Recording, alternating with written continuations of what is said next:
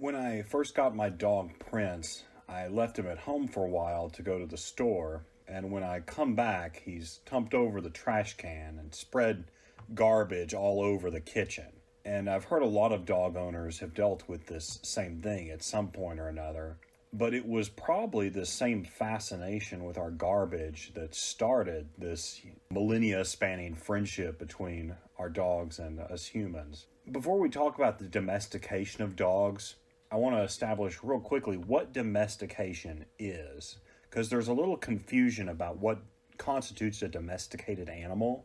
Webster defines domestication as a process of adapting a plant or animal from a wild or natural state into a life of close association with humans. But when we talk about a domesticated animal, it's not necessarily the same thing as a tame animal. A tame animal is an individual animal who's been trained to suppress its natural aversion to humans.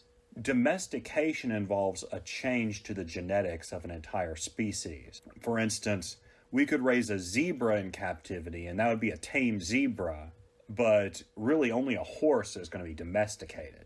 Dogs are so genetically different from wolves. They've been bred all these years to pick up on our social cues, to communicate with us humans, that they've done research, and even wolves who are raised by humans are less likely than feral dogs to try to depend on humans. They did an experiment where a wolf and a dog were both trying to get at this food, and even though the dog wasn't raised around humans, it decided to try to get the humans to help first, while the wolf kept trying to do it on its own for a lot longer before it finally decides to ask the humans for help. So there's this difference on a genetic level that is what we're talking about when we talk about domestication. So how do we get from wolf to dog? Obviously, this all happened before recorded history, so no one was there to write it down, and there's a little bit of speculation involved. In the popular imagination, a lot of the time we imagine that some Stone Age human adopted a wolf pup, and then that became the first dog. But a lot of researchers think it's a bit more complicated than that. Probably at some point, a now extinct wolf species became attracted to our trash heaps that we formed outside our settlements. And as these wolves lived in close proximity with humans, over generations, the more aggressive ones, which would attack humans, were going to be killed off by the humans. And so over the centuries, we're breeding them in a way to be more docile. And these more docile proto-dog wolves, it's probably one of them that is eventually taken in by some Stone Age human and turns into the first dog. From early on, we've kept dogs and bred them for specific purposes like hunting, guarding against intruders, watching over our livestock.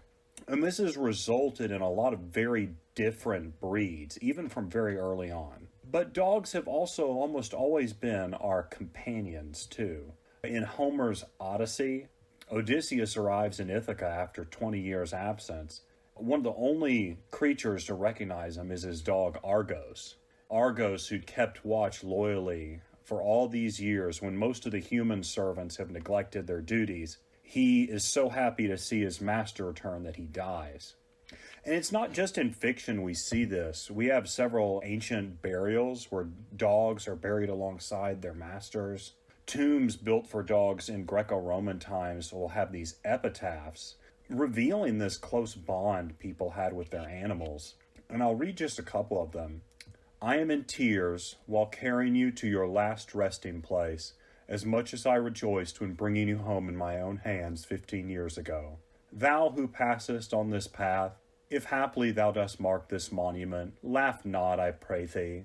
Though it is a dog's grave, tears fell for me, and the dust was heaped above me by my master's hand. It'd be easy to think that dogs in modern times have lost touch entirely with their ancient past, but even today we see little glimpses of their wolf ancestors coming through. Here's my dog Prince unleashing a little bit of his inner wolf in an epic battle against a squirrel.